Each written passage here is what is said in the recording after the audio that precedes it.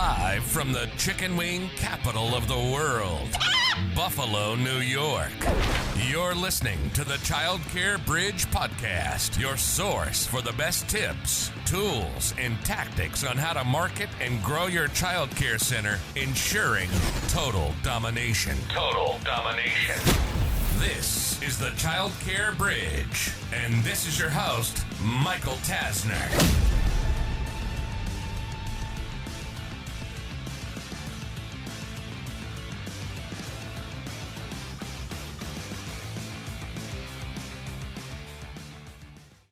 Hey there, and welcome to episode 10 of the Child Care Bridge. This is part 4 in the continuation of what can you do to really end your year strong and, more importantly, start your next year on fire.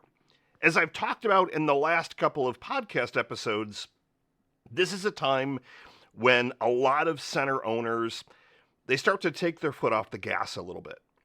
They start to look at the holidays that are coming around the corner. They kind of get busy with family stuff in a good way, of course. But they often walk into the next year way behind, saying, well, we should have done this, or we should have done that, or I could have got that ready. And then it's that perpetual cycle where you're always feeling like you're behind the 8 ball. So in part 1, we talked about some of the different strategies to get your marketing moving in the right direction and some ways to drive some quick wins. In the second episode, we focused on money. What can you do to generate some more money? What should you be doing from a tax perspective, from a high-level strategic planning aspect? In the episode from last week, we talked about manpower, in particular your team. What are some of the team-related things? What are some of the hiring things that you can and should be doing as the year is coming to a conclusion and being able to walk into that next year well?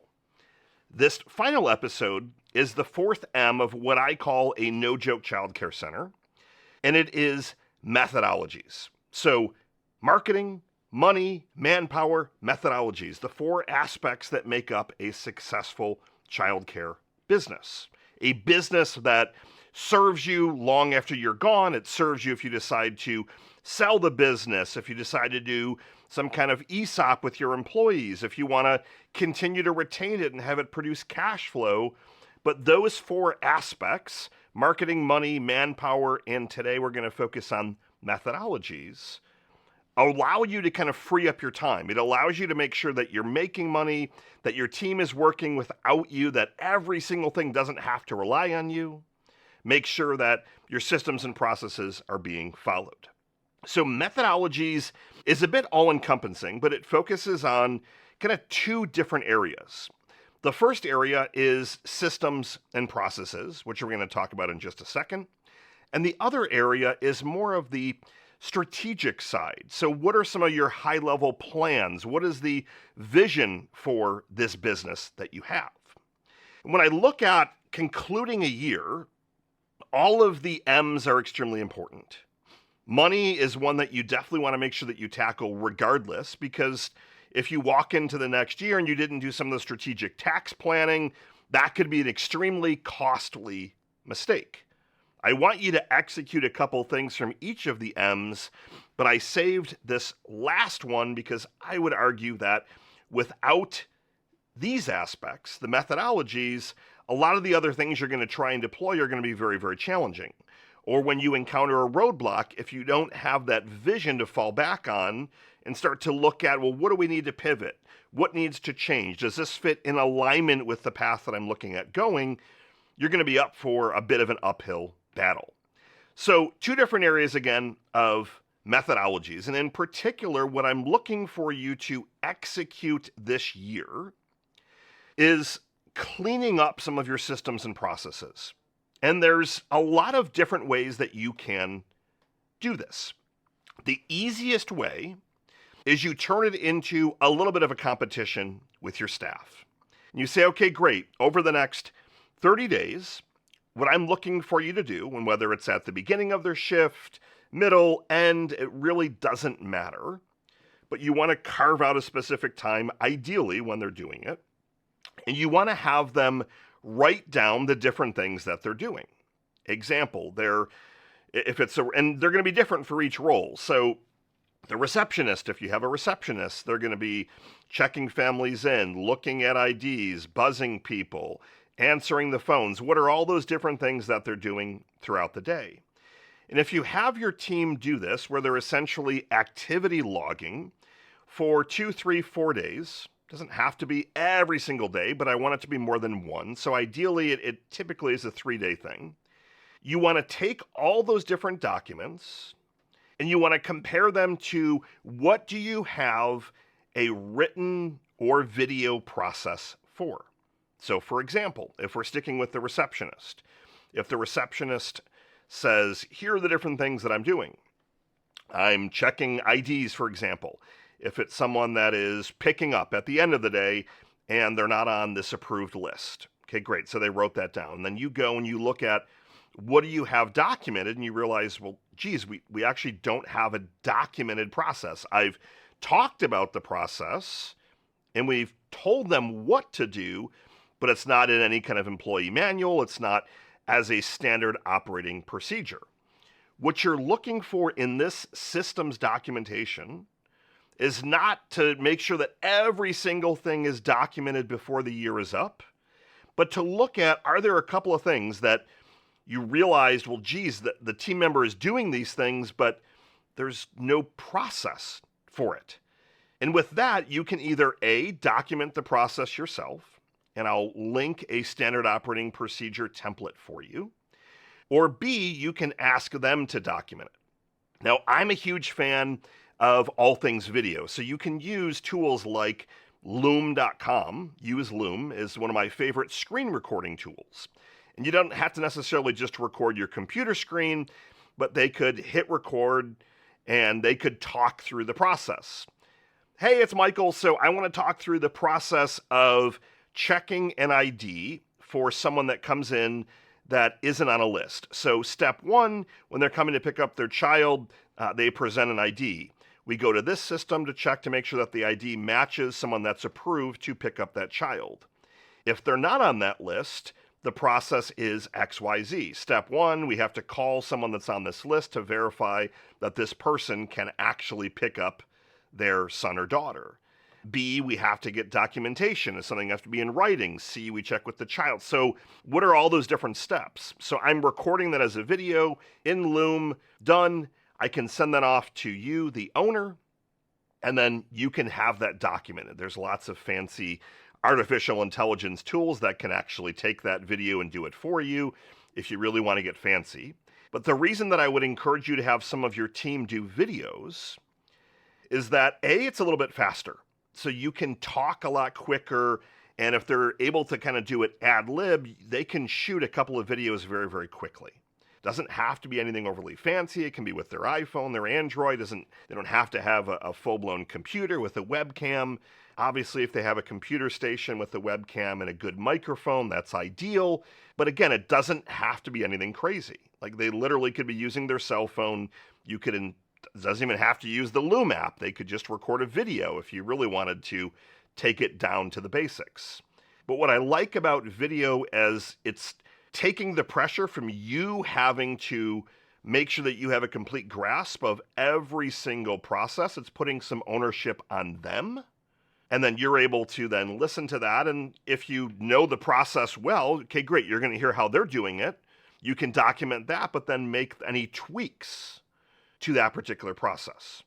So what you're looking for before you walk into the new year is, are there some emergency systems and processes that you don't have? And when I say emergency, things that would be like code red, like, oh my gosh, I cannot believe we don't have XYZ documented.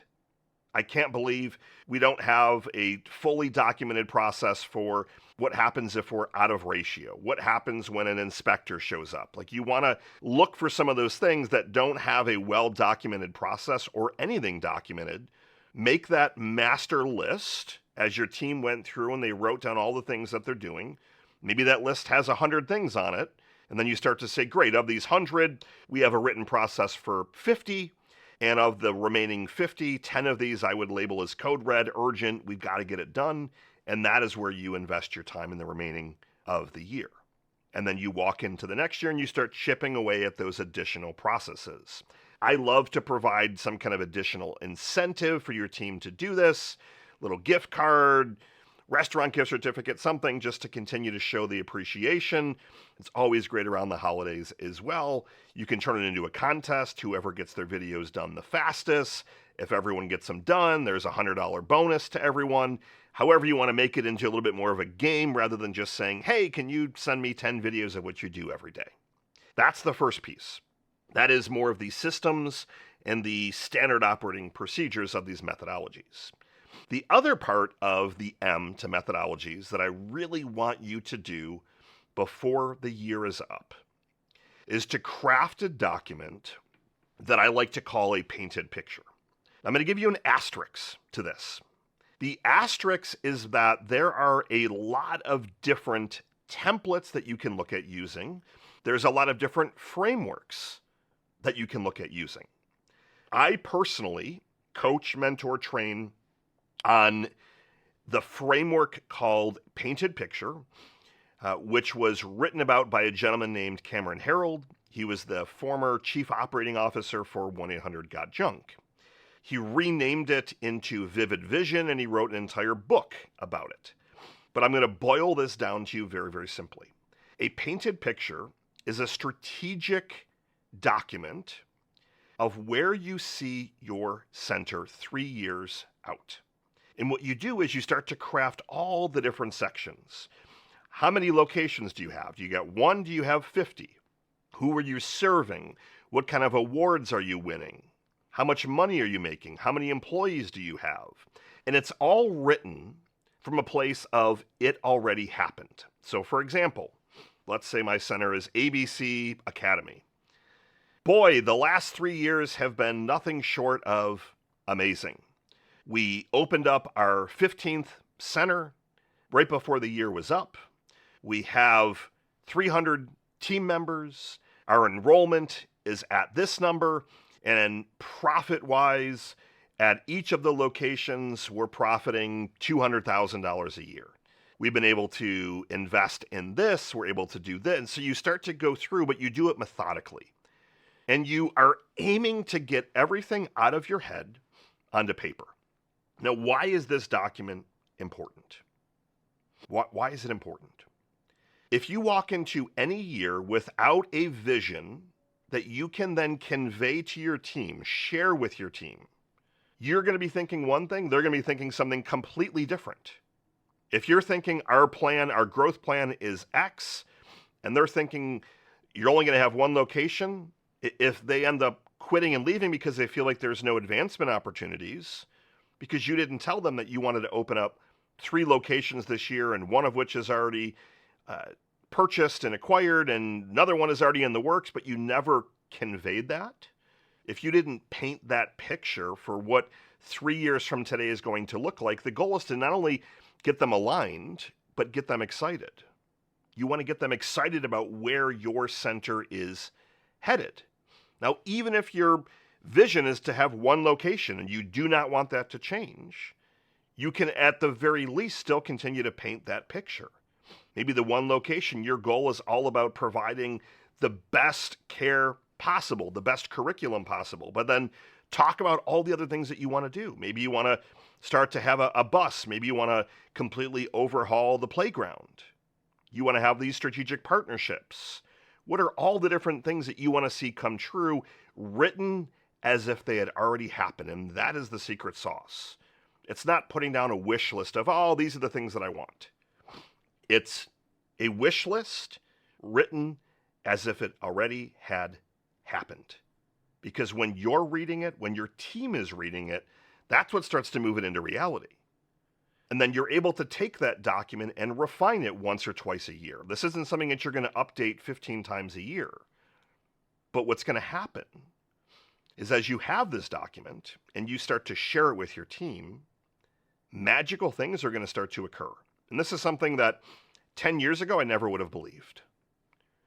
I'm well aware of things like the law of attraction and your energy around you and different things like that. But I never would have imagined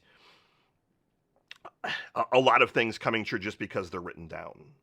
But there's all the data and research that shows as you write things down, the likelihood of those goals occurring goes up like 80%, for example, just by writing them down. But I want this document so that you can have some passion, some excitement ending the year, but also then having that vision for next year. And again, being able to rally your team. Share this with your team. You can read it during the holidays. You read it at the beginning of the year. You read it halfway through the year. And then you start to look at, well, geez, this came true already. That came true already. Things start to happen for you.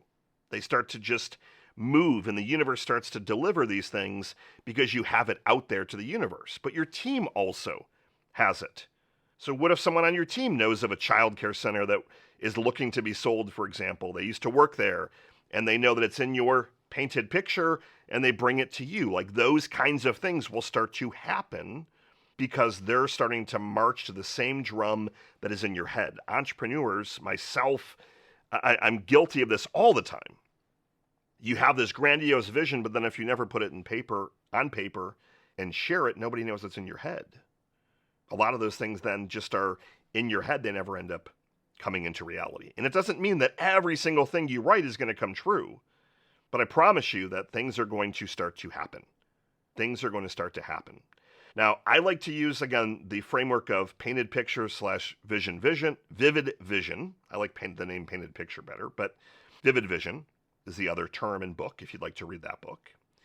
But there are also other things through tools like the Entrepreneurial Operating System. They have different documents that you can put together.